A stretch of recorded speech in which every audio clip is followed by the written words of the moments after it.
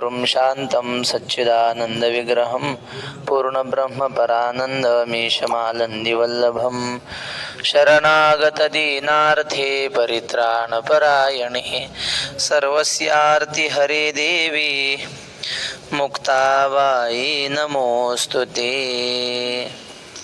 श्लोक क्रमांक 32 बरोबर ना. यदृच्छया चोपपन्नं स्वर्गद्वारमपावृतम् सुखिनः क्षत्रियाः पार्थ लभन्ते युद्धमीदृशम्. यदृच्छया हे पार्थ, आता अन्वयाचे आकडे घ्यायचे असले तर घ्या.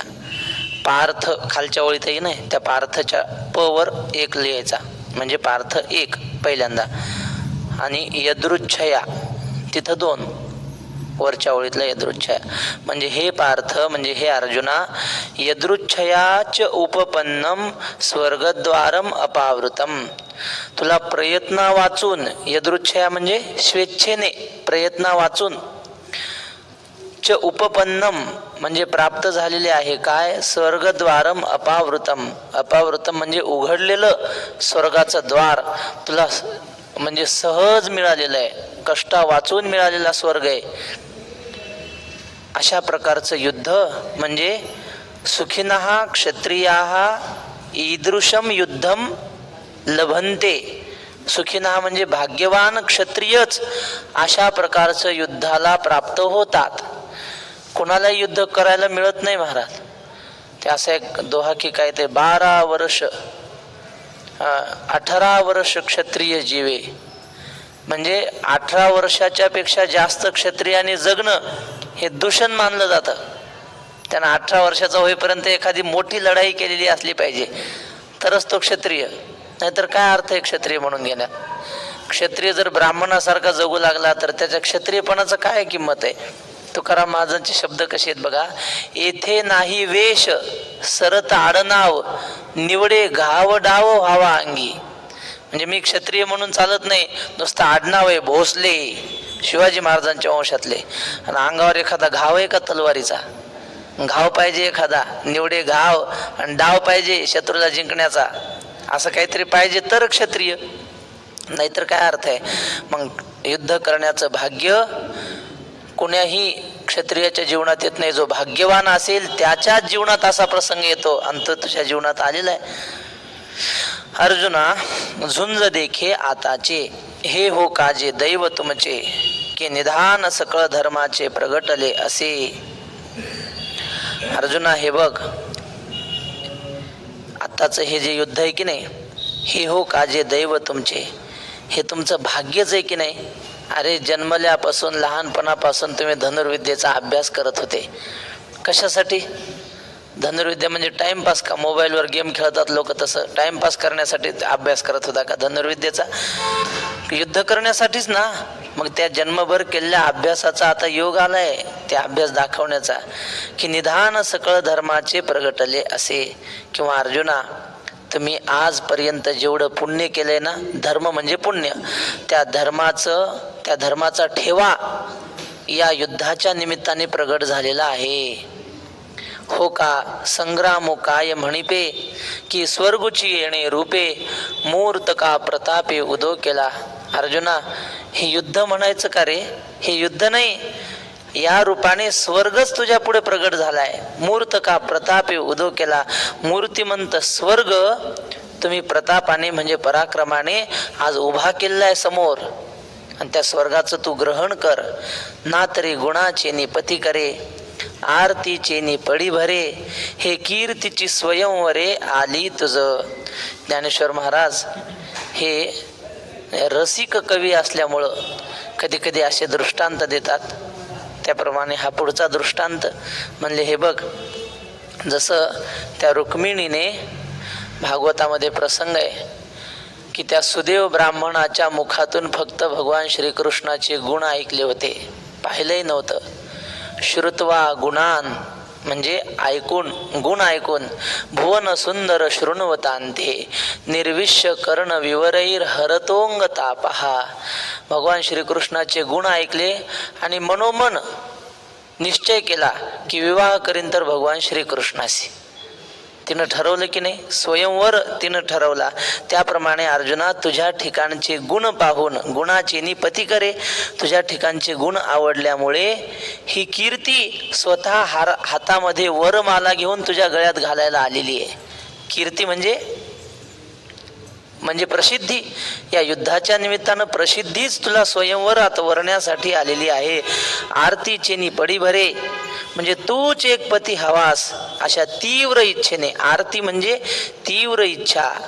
या अशा प्रकारच्या तीव्र इच्छेने हे कीर्तिरूपी पत्नी तुझा स्वतःहून वरण्यासाठी आलेली आहे. क्षत्रिये बहुत पुण्य कीजे, तै झुंज ऐसे लाहिजे. जैसे मार्गे जाता आढळीजे चिंतामणीसी.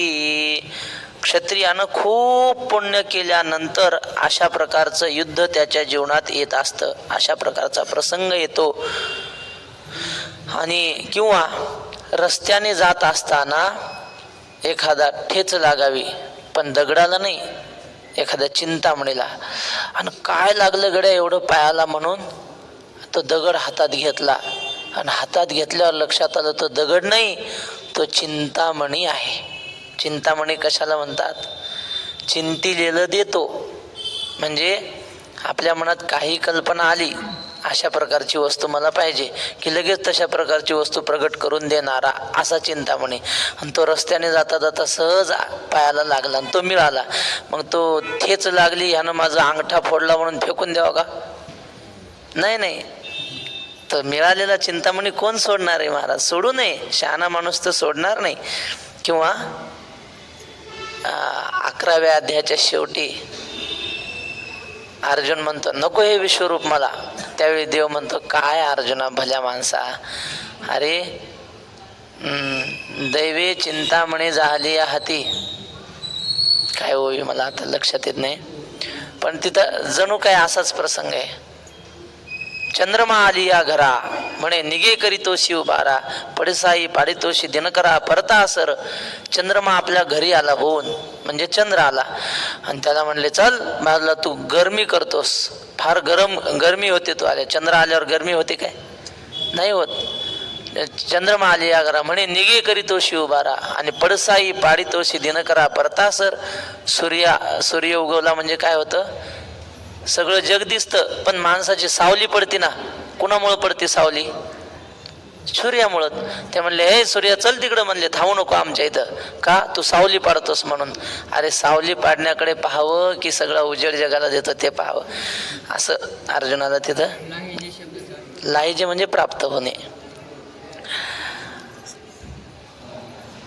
शब्दार्थ लक्षात ठेवायचे.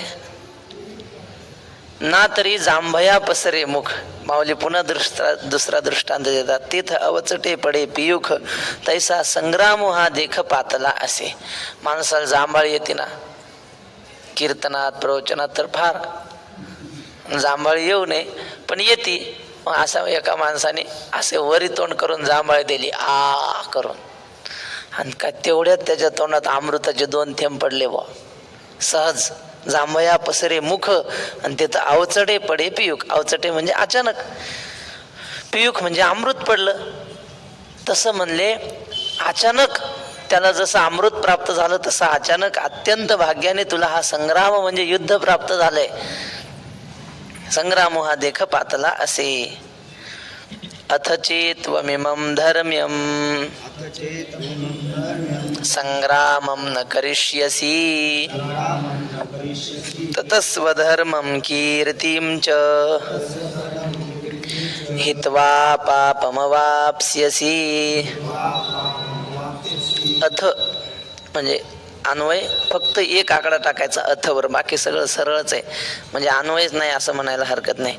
अथ चेत त्वम इमं धर्म्यं संग्रामं न करिष्यसि. अथ म्हणजे आता, चेत म्हणजे जर, त्वम म्हणजे तू, इमं धर्म्यं म्हणजे हे अत्यंत पुण्य प्रदान करणारं धर्मयुद्ध, संग्राम म्हणजे युद्ध न करिष्यसी, तू जर करणार नशील तर काय होईल? ततः म्हणजे तर स्वधर्मम कीर्तिम च हित्वा पापम अवाप्स्यसी, म्हणजे स्वधर्मही सोडून दिला असं होईल, कीर्तीही सोडून दिली असं होईल, आणि काय मिळवशील मग?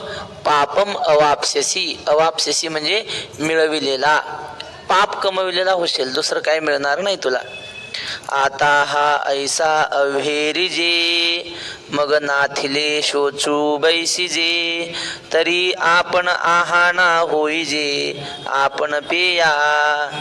आता अशा प्रकारचं हे धर्मीय युद्ध मग जर अव्हेरिजे म्हणजे सोडून देशील तू, मग नाथिले शोचू बैसिजे, मग अर्जुना उगीच खोट्या वस्तूसाठी शोक करत बसणे, नाथिले शोचू बैसिजे बसावं, तरी आपण आहाना होईजे आपण पेया. मग आहाना म्हणजे फार मोठी हानी करणारा. अशा प्रकारचं युद्ध सोडून जर उगीच खोट्या वस्तूसाठी रडत बसत असशील तर मग तुझा घात तूच केला असं होईल. माझा मीच झालो शत्रू, कैचे पुत्र दारा कैचा मित्रू, कासया घातला कसरू, अहो जगद्गुरु तुका म्हणे. किंवा आपा आपण्या घात कर, शत्रू झालो मी दावेदार, तू तो कृपेचा सागर उतरी पार तुका म्हणे. तसं तुझा तूच शत्रू होतील, बाकी काही नाही. म्हणून हे युद्ध सोडू नको. आपला आपणच घात करणं चांगलं नाही. वैकुंठवासी वक्ते बाबा सांगायचे, याला काय म्हणतात? आत्महत्या म्हणतात. आत्महत्या करण्यासारखं महान पाप जगात कुठलंच नाही. जो आत्महत्या करून निमाला तो मरताच नरका गेला. प्रायश्चित्ताशी कोण आहे उरला? मा शास्त्री बोलावे. जगात म्हणले नाथ महाराज म्हणतात, कोटी ब्रह्महत्या गोहत्येशी, प्रायश्चित्त बोलिले आहे शास्त्रेशी. म्हणजे कोट्यावधी ब्रह्महत्या घडू द्या, त्याला प्रायश्चित्त आहे शास्त्रामध्ये. गोहत्या करोडो घडू द्या, त्याला सुद्धा प्रायश्चित्त आहे. परी आत्महत्या करी त्याशी प्रायश्चित्त शास्त्रार्थेशी बोलले नाही. जो आत्महत्या करून मरतो ना, त्याला जगात कुठेही शास्त्राने प्रायश्चित्त सांगितलं नाही. जो माणूस आत्महत्या करून मेला त्याच्या देहाला शिवलं तरी महान पाप लागतं, कारण त्याने देवाला मूर्खात काढलं. देवानं एवढा मौल्यवान देह दिला. नाथ महाराजांनी एवढं गोड लिहिलंय भागवतामध्ये. ते म्हणतात, आपल्या अंतःकरणात राम आहे की नाही, तैसा हृदयामध्ये मी रामू. आणि आपण जर आपली हत्या केली तर आपण रामाचा खून केल्याचं पाप लागतं. अजून काय पाहिजे? एवढं महान पाप आहे, आणि ते पाप तुला लागल. काय होईल? आहाना होईजे आपण पेया, आपण आपल्यालाच मारल्यासारखं होईल. तेव्हा तू अशा प्रकारचं पाप करू नको, युद्ध सोडून जाऊ नको. पूर्वजांचे जोडले आपणची होय धाडिले, जरी आज शस्त्र सांडिले रणी ये. काय असतं? पूर्वीच्या लोकांनी प्रयत्नपूर्वक कुळाची इज्जत राखलेली असते. आपल्या घराण्याची किंमत जाता कामा नये. काही श्रीमंत लोक असतात ना, सन्मानाने जगलेले, पण कालांतराने गरिबी येते, पण कोणाच्या दारात भीक मागायला जात नाहीत. ते म्हणतात आपला घराणा श्रीमंतीचा आहे, आदराने जगणार आहे. आपण एकाच्या जागी अर्धी भाकरी खायची, पण कोणाकडे हात पसरायचा नाही. का? आपल्या घराण्याची कीर्ती जाईल. म्हणले तुझ्या वाडवडिलांनी जीव पणाला लावून या म्हणजे कुरुवंशाची कीर्ती गाजवलेली आहे. जर तू असा वागला, पळून गेला, तुमच्या घराण्यामध्ये आजपर्यंत कोणीतरी युद्धातून माघारी पळून गेलंय का? अर्जुना सांग. कोणी पळून गेलेलं नाही. ती पूर्वजांची कीर्ती तू स्वतःच घालवलेली अशी होईल. दवडिले म्हणजे गमावल्यासारखी होईल. जरी आज शस्त्र सांडिले रणी ये. किती माऊली सोप्या भाषेत सांगतात. तू जर शस्त्र टाकून दिलंय तर मग असं होईल, तुझ्या पूर्वजांची कीर्ती जाईल. जुने लोक सांगायचे, ते म्हटले आपल्याला संप्रदायाची किंमत वाढवता नाही आली चालेल, पण जुन्या लोकांनी जी संप्रदायाची कीर्ती गाजवलेली ना, तिला बट्टा लागू द्यायचा नाही. एवढं जरी आपण सांभाळलं तरी खूप झालं. बस तेवढं अर्जुना तू कर. तुझ्या पूर्वजांची कीर्ती तरी वाया जाऊ देऊ नको. असं ती कीर्ती जाईल, जगची अभिशाप देईल, आणि गिवसित पावतील महादोष. आणि बरं पूर्वजांची जाऊ दे, तुझी सुद्धा किती नावलौकिक आहे तुझा. लोक म्हणतात महादेवाला हरवणार आहे अर्जुन. हरवलं होतं की नाही महादेवाला? तुवा संग्रामी हरू जिंकिला, निवात कवचांचा ठाऊ फेडिला, पवाडा तुवा केला गंधर्वासी. अर्जुनाने महादेवाशी लढाई केली ना, हरवलं होतं. आपण कथा ऐकलेली ना, सांगितलेली नाही ऐकली? तुम्ही नसाल तेव्हा का सांगू? पुन्हा परत सांगू? ठीक आहे, जाऊ द्या. सोमवार आहे. हा बर, सोमवार आहे, पण त्यात महादेव हारलेला आहे. जाऊ द्या, असं द्या, काही का असे ना, पण सोमवार आहे, श्रावण महिना आहे, आणि सहज विषय आला की तुझी कीर्ती अशी आहे, तू असंग्रामी हरू जिंकिला. आम्हाला तरी काय माहिती, वक्ते बाबांनी कीर्तनात सांगितलेली, जशी ऐकली तशी सांगतो. म्हणजे वनवासात पांडव असताना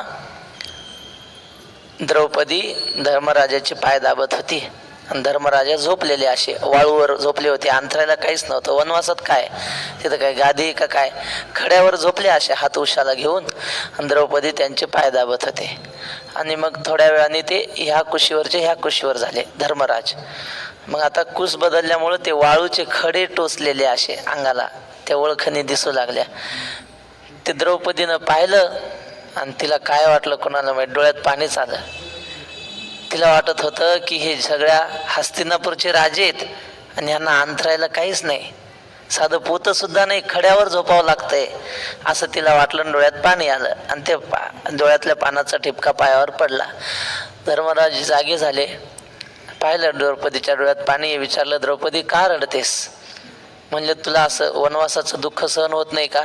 अगं काही नाही, आता फक्त 1 वर्ष राहिलंय वनवासाचं आपल्या, आणि त्या द्यूतामध्ये असं ठरलं होतं की जो हरेल त्याने 12 वर्ष वनवास भोगायचा, 1 वर्ष अज्ञातवास भोगायचा, आणि अज्ञातवास झाला की तो राजा होईल, जे द्यूतात हारला तो. म्हणजे आपणच राजे होत म्हणले.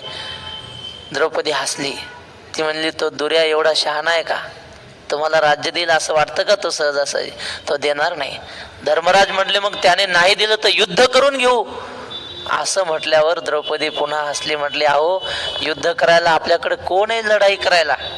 तुम्ही 5 जण आहेत, 5 पांडव, आणि त्यात भीमसेनू बेथू, आणि त्यांच्याकडे कोण आहेत? द्रोणाचार्य. तुम्हाला सगळ्यांना ज्यांनी शस्त्रविद्या शिकवली ते गुरु त्यांच्याकडून आहेत. कृपाचार्य आहेत. आणखी अश्वत्थामा, त्याच्याकडे ब्रह्मास्त्र आहे. कर्ण आहे पराक्रमी.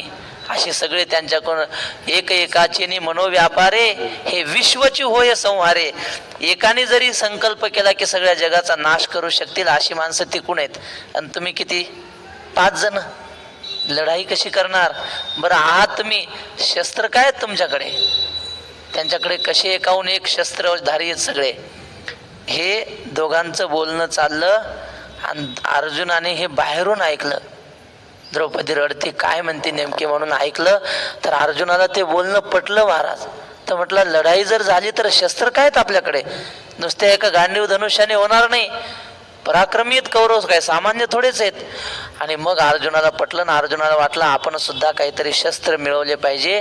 म्हणून महादेवाकडून पाशुपत अस्त्र मिळवण्यासाठी अर्जुन वनामध्ये गेला लगेच, आणि तपश्चर्येला बसला. रोज 1,00,000 बेल व्हायचे महादेवाला, असं ठरवलं. दिवस उगवल्यापासून जो बेल व्हायला बसायचा, दिवस मावळेपर्यंत ओम नमः शिवाय, ओम नमः शिवाय, ओम नमः शिवाय असं म्हणून 1 बेल व्हायचा. आणि जंगलामध्ये एका झाडाखाली होती जुनी पिंड, तिथं बसला. आणि मग आता ह्याचं तपश्चर्या चालू आहे. तपश्चर्येला कोणी बसला की देव अडथळा करणार. महादेव म्हणले याची परीक्षा पाहिजे. महादेव भिल्ल झाले, इंद्राला डुक्कर केलं. आणि अर्जुन जिथं बसला होता तिथं संध्याकाळी 4-5ची काही वेळ असेल, 3-4 वाजता अर्जुन वाहत बसला बेल, आणि ते डुक्कर असं पळत येत होतं दुरून, आणि तो भिल्ल त्याच्या माग बाण घेऊन त्या डुकराला मारायला. डुक्कर पुढं भिल्ल माग. पण ते जवळ होतं डुक्कर भिल्लाच्या, पण तो भिल्ल बाण मारत नव्हता, नुसता असं धरून पळायचा त्याच्या मागे. आणि अर्जुनाने पाहिलं ते डुक्कर असं बरोबर आपल्याच अंगावर, डुकराचं असं असतं ते का असं सरळ पळायला लागलं की सरळच पळतं म्हणले. जे शेतकरी सांगतात, समजा डुक्कर दिसलं ना अंगावर यायला लागलं की लगेच पळायचं नाही, जवळ येऊ द्यायचं आणि मग बाजूला सरायचं, म्हणजे ते सरळच पळत जातं. आपण काय प्रयोग केला नाही पण ऐकलेलं सांगतो. ते रानडुकर, हा तसं ते रानडुकर अंगावर येणार असं अर्जुनाला कळलं, कारण ते सरळ अर्जुनाच्या दिशेने येत होतं. अर्जुन त्याने बेल थोडा थांबवला आणि अर्जुन त्या बिल्लाला म्हटला, ओ बिल्ल दादा बाण मारा नाही तर माझ्या अंगावर येईल. हाका मारल्या पण ते बिल्ल काही बाण मारे ना. आणि मग शेवटी जवळ आल्यावर अर्जुन उठला, धनुष्य घेतला आणि खार दिशी बाण मारला. ते अर्जुनाने इकून बाण मारला आणि बिल्लाने तिकून, दोघांचे एकदमच बाण लागले आणि डुक्कर पडलं खाली. पण मग तो भिल्ल आला अर्जुनापाशी आणि भिल्ल म्हणला, का रे मी कोसभर अंतरावून पळत आणलेलं आहे माझ्या शिकारीला आणि तू कोण बाण मारणार? माझ्या शिकारीला तू बाण मारून का बाटवलंस? तर म्हणलं बाटवलं म्हणजे मरू का? म्हणे मग माझ्या अंगावर येत होते, तुम्ही बाण मारणात म्हणून मारला. ते काही सांगू नको, माझ्या शिकारीला बाटवलं, माझ्याशी युद्ध करावं लागेल. आता युद्धासाठी पुकारल्यावर क्षत्रिय माणूस नाही म्हणत नाही, म्हणू नये. अर्जुन म्हटलं ठीक आहे मी युद्ध करतो. आणि मग दोघांचं युद्ध सुरू झालं. आता महादेव आहे ते कसे काय ऐकतील? आणि असं भयंकर युद्ध झालं. अर्जुनाला गोळसू घायाळ केलं भिल्लाने, पण सूर्य मावळत होता. अर्जुन म्हटला, हे बघा दादा मी युद्धाला नाही म्हणत नाही, पण माझा नियम आहे 1,00,000 बेल व्हायचे, थोडे बेल राहिले माझे, सूर्य मावळत आला, मला एवढे बेल वाहू द्या मग मी तुमच्याशी युद्ध करीन. आणि मग महाराज अर्जुन बसला ते बेल व्हायला, पण मनामध्ये असं निर्माण झाली करुणा, म्हणा व्याकुळता निर्माण झाली. अर्जुन म्हणायचा, जंगलातला भिल्ल मला ऐकेना साधा आणि मी काय कौरवांशी युद्ध करणार? आणि मग अर्जुनाने घट्ट डोळे मिटवले आणि रडत रडत एक एक पान बेलाचं देवाला वाहू लागला. ओम नमः शिवाय, ओम नमः शिवाय. महादेवाचं नाव आहे आशुतोष. आशु म्हणजे लवकर, तोष म्हणजे प्रसन्न होणारा, लवकर प्रसन्न होणारा म्हणून आशुतोष. आणि दुसरं आशुतोष म्हणजे अश्रूंनी प्रसन्न होणारा. डोळ्यात पाणी आलं की लगेच महादेव प्रसन्न होतात. आणि मग अर्जुनाच्या डोळ्यातून अश्रूंच्या धारा, डोळे घट्ट मिटवून अर्जुन बेल वाहत होता. आणि अर्जुनाने असा हात फिरून पाहिला तर बेलाची पानं संपलेली आहेत, बेलपत्र. आणि मग आता उठायचं. अर्जुनाने डोळे उघडले, समोर पिंड आहे पण पिंडीवर एकही बेलाचं पान नाही. अर्जुन म्हटलं, आपण एवढी बेल वाहिले कुठे गेले? म्हणून अवतीभोवती पाहायला लागला. समोर झाडाखाली तो भिल्ल बसलेला होता ना, त्याच्या अंगावर सगळी बेलाची पानं. अर्जुनाच्या लगेच लक्षात आलं की हा भिल्ल नाही, हा कोण आहे? महादेव आहे. पण म्हणले आपण युद्ध करण्याचा शब्द दिलाय ना. अर्जुन म्हणला माघारी घेणार नाही. ताडकन उठला अर्जुन आणि म्हटलं आज युद्ध होणार म्हणजे युद्ध होणार. एक तर पार्वतीच्या डोक्याचं कुंकू पुसल्या जाईन, नाही तर आमच्या सुभद्रेच्या डोक्याचं कुंकू पुसल्या जाईन, पण युद्ध झाल्याशिवाय राहणार नाही. उठला महाराज, युद्धाला तयार झाला. पण महादेवाने माघार घेतली. महादेव म्हटले, अर्जुना तुझा हा पराक्रम पाहून मी तुझ्यावर प्रसन्न झालो. मी महादेव असून सुद्धा तू युद्धात माघार घेतली नाही, या तुझ्या शूरपणावर मी प्रसन्न झालो. आता काय मागायचं ते माग. मग महादेवांनी प्रसन्न होऊन त्याला पाशुपत अस्त्र दिलं. याला काय म्हणतात? तुवा संग्रामी हरू जिंकिला, निवात कवचांचा ठाऊ फेडिला. मग ही अर्जुनाची कीर्ती. आचार्य शंकराचार्याने सुद्धा असंच लिहिलंय की महादेवांना हरवलेली तुझी कीर्ती सगळ्या जगात पसरलेली आहे. ती तुझी कीर्ती काय होईल? असं ती कीर्ती जाईल, तुझी असलेली कीर्ती सगळी निघून जाईल आणि जगची अभिशाप देईल. सगळे लोक तुला शाप देतील, शाप. कारण लोकांना त्रास होतो या दुर्योधनासारख्या वाईट राजांचा. दुर्योधन काय चांगला होता का? जो स्वतःच्या भावजईला विवस्त्र करायला घाबरत नाही भर सभेत, तो सामान्य लोकांना काय करत असेल, कशाप्रमाणे वागवत असेल? असा पापी हा दुर्योधन. आणि त्याला न मारता तू जर रणांगणातून निघून गेला तर सामान्य लोक तुला शाप दिल्याशिवाय राहणार नाहीत. वैकुंठवासी वक्ते बाबा म्हणायचे, तो अंधश्रद्धा निर्मूलन कायदा आला होता, नरेंद्र दाभोळकर अंधश्रद्धा निर्मूलन समिती वगैरे. तर त्या कायद्यान्वये असं होतं की जे जे दिसतं तेच खरं, म्हणजे न दिसणारे काही मानायचं नाही. पंढरपूरची वारी कायद्यात बसत नाही, मग वारी सुद्धा बंद होईल असे नियम होते त्याच्यात, त्या कायद्यामध्ये. उपवास धरता येणार नाही. काय उपयोग उपवास धरून? दृष्ट फळ काही मिळतं का? अशा पद्धतीचे नियम होते. आणि तो कायदा पास होऊ नये यासाठी बाबाने आतोनात प्रयत्न सुरू केले. आंदोलनं, कीर्तनात बोलणं, अनेक केस बाबांवर, आमदार खासदारांच्या भेटी, मंत्रिमंडळाच्या भेटी वगैरे. पण बाबा मग कीर्तनात आळंदीला म्हटले, का रे हे बाकीचे महाराज लोक काऊन करत नाहीत हे प्रयत्न आणि मी का करतो? माझा येणे दुःखे फुटतसे प्राण, न कळता जन सुखी असे. कबीर महाराजांनी सुद्धा असं म्हटलंय. कबीर महाराज म्हणतात, आम्हाला एवढं प्रचंड दुःख होतं, लोक सुखाने खातात आणि झोपतात, है की नाही. सुखिया सब संसार है खाए और सोए, दुखिया दास कबीर है जागे और रोए. आम्हाला एवढं दुःख होतं का? तर बाबा म्हणले त्याचं कारण असं आहे, आम्ही जर आज ह्या अंधश्रद्धा निर्मूलन कायद्याच्या विरोधात आंदोलन केले नाही आणि हा कायदा जर पास झाला तर आमचं काही बिघडणार नाही. म्हणले आम्हाला देव भेटला, आम्ही जन्मभर परमार्थ केला आणि आता मरायला झालो, आमचं ह्या कायद्याने काही बिघडणार नाही. पण उद्या येणाऱ्या पिढ्या म्हणतील की हे जिवंत असताना हा कायदा पास झाला, यांनी का प्रतिकार केला नाही, या अभिशापाला आम्ही घाबरतो. बस, बाकी आम्हाला काही घेणं नाही. सांगण्याचं तात्पर्य काय, तर तुला ही पुढच्या पिढ्या म्हणतील की हा अर्जुन रणांगणावर असताना याने पाप्याला जिवंत ठेवलं कसं, असा अभिशाप देतील. असं म्हणू नये, पण कधी कधी असं वाटतं महाराज. कुटुंब नियोजनाचा कायदा झाला ना, म्हणजे हिंदूंना हम दो हमारे दो, आणि बाकीच्या याला इस्लामांना कितीही चालतात, आणि शेवटी ज्यांचं मत जास्त असेल त्यांचं सरकार येतं ना. मग असं कधी कधी वाटतं की हा कुटुंब नियोजनाचा कायदा झाला तेव्हा हिंदूंनी का प्रतिकार केला नसेल, फक्त आमच्याच हिंदूंच्याच डोक्यावर का हा कायदा, मुसलमानांना का नाही, असं का विचारलं नसेल, असं वाटतं की नाही आताच्या पिढीला. म्हणून पुढच्या पिढीने हा अभिशाप तुला देऊ नये असं वाटत असेल तर तू आता लढलं पाहिजे. जगची अभिशाप देईल आणि गिवसीत पावतील महादोष, आणि सगळे महादोष तुझ्याकडे होऊन येतील, तुझ्या ठिकाणी सगळे महादोष राहतील. गिवसीत म्हणजे काय, तुला शोधत येतील सगळे महादोष. जैसी भातारे हिन वनिता उपहती पावे सर्वथा, तैशी दशा जीविता स्वधर्मे वीण. भ्रतार रहित स्त्री म्हणजे पतिरहित असलेली स्त्री, जसं तिला सन्मान मिळत नाही, उपेक्षेने लोक तिच्याकडे पाहतात, त्याप्रमाणे तुझी अवस्था होईल. स्वधर्माला सोडून जर तू वागलास तर लोक तुझा अपमान करतील, तुझी उपेक्षा करतील. ना तरी रणी शव सांडीजे, ते चौमेरी गिधी विदारीजे, तैसे स्वधर्म ही ना अभिभविजे महादोषी. म्हणले जसं एखादं रणांगणावर मेलेल्या माणसाचं प्रेत पडलेलं असतं, उपेक्षित असतं, कोणी त्याच्याकडे लक्ष देत नाही, एका कोपऱ्याला ते मेलेला मुर्दा पडलेला आहे.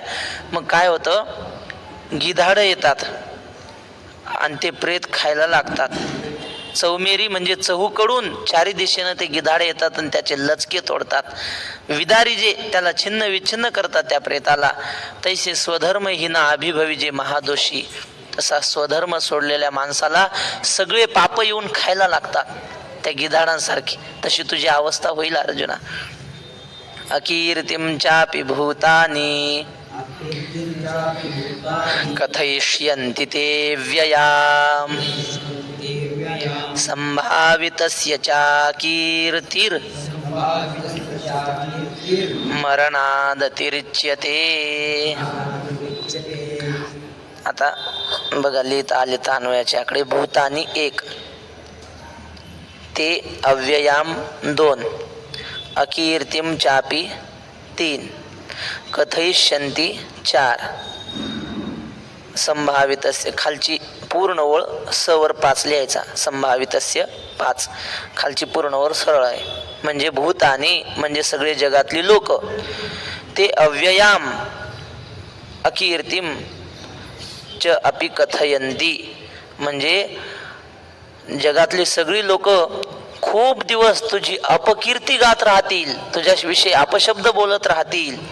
अव्ययाम अपकीर्तिम कथयिष्यन्ति, तुझी खूप दिवस नुसती अपकीर्ती होत राहील या जगात. आणि म्हणले कसं असतं, संभावितस्य च अकीर्ती ही मरणात अतिरिच्यते, म्हणजे चांगल्या सन्मानाने जगणाऱ्या माणसाच्या जीवनात अपमान होण्यासारखं मरण नाही, अपमानापेक्षा मरण बरं, असं शहाणा माणूस म्हणत असतो. आणि मग तुझा अपमान होणार हे काय चांगलं आहे का अर्जुना. म्हणून स्वधर्मो हा सांडशील तरी पापा वरपडा होशील, आणि अपेशते नवचेल कल्पांतवरी. म्हणून अर्जुना, हा स्वधर्म जर तू सोडलास युद्ध करण्याचा तर पापाला प्राप्त होशील. वरपडा म्हणजे प्राप्त, वरपडा म्हणजे प्राप्त होशील.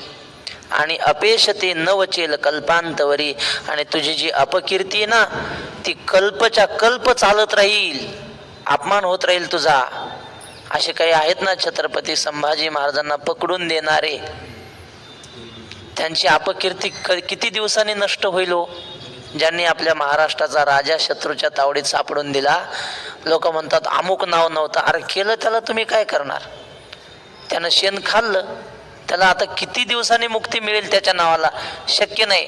कल्प जोपर्यंत आहे तोपर्यंत लोक म्हणतील की आमच्या राजाला ह्यांनी पकडून दिलंय. तर अशा प्रकारची तुझी अपकीर्ती कल्पच्या कल्प राहील. अपेशते नवचेल कल्पांतवरी, जाणतेनी तवची जी आवे, जव अपकीर्ती अंगा न पवे, आणि सांग पा केवी निघावे इथून या. जाणत्या माणसाने तोपर्यंत जगावं जोपर्यंत अपकीर्ती आपल्या अंगाला स्पर्श करत नाही. अपकीर्तीने अंगाला स्पर्श केला मग जगून काय उपयोग महाराज? जगण्यात अर्थ नाही. चंद्रशेखर आझाद, त्यांना इंग्रजांनी म्हणजे सापडतच नव्हते. ते एवढे म्हणजे चाणाक्ष होते. त्यांची संघटना होती, काय त्याचं नाव मला आता आठवणार नाही. आझाद हिंद सेना सुभाष बाबूंची होती ना, यांची भगतसिंग त्यांचे सदस्य होते बघा. तर मग यांची जी संघटना होती ना तिचं काम चालू. काम म्हणजे काय? काय नाही, यांचे ऑफिस लुटायचे इंग्रजांचे, इंग्रज अधिकारी मारून टाकायचे, असं यांचं काम. पळून गेले पाहिजे इंग्रज घाबरून म्हणून. तर चंद्रशेखर आझाद काही केल्या सापडत नव्हते, आणि त्यांना जो सापडून देईल त्याला ₹1,00,000 बक्षीस त्या काळात. काय ₹1,00,000 असेल, कमी जास्त काय असेल ते. आणि मग एक चंद्रशेखर आझादांचाच जवळचा माणूस, त्याने पाहिलं की चंद्रशेखर आझाद कुठंतरी बगीच्यामध्ये फिरायला का काय कामाला गेले होते सायकलवर, कारण त्यांचा सायकलचा फोटो आहे, ओरिजिनल जो फोटो आहे ते पकडलं शेवटी तेव्हा. तर त्यांनी जाऊन सांगितलं पोलिसात पैशाच्या लालसेने की आझाद अमुक अमुक बगीच्यामध्ये आता फिरायला गेलाय सायकलने.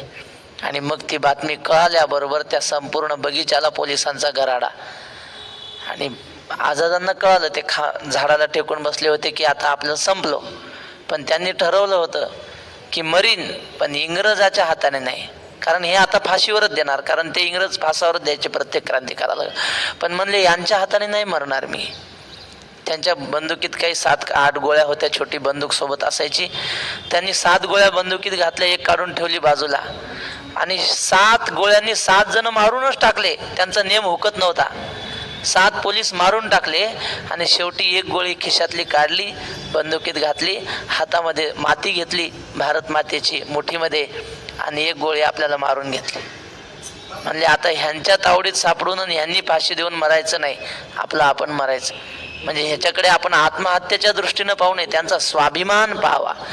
याला काय म्हणतात? जाणतेनी तवची जी आवे, जव अपकीर्ती अंगा न पवे, आणि सांग पा केवी निघावे इथून या. अर्जुना सांग, इथून तुझ्यासारख्याने निघून जाणं बरं आहे का बाबा? अशा प्रकारे माऊली सांगतात. या ओवीवर मला महाभारतातलाच प्रसंग सांगायचा आहे, पण तो आज नाही, उद्याच्या चिंतनात पाहू. आजच्या शिवेला पूर्णविराम. पुंडलिक वरदा हरी विठ्ठल श्री ज्ञानदेव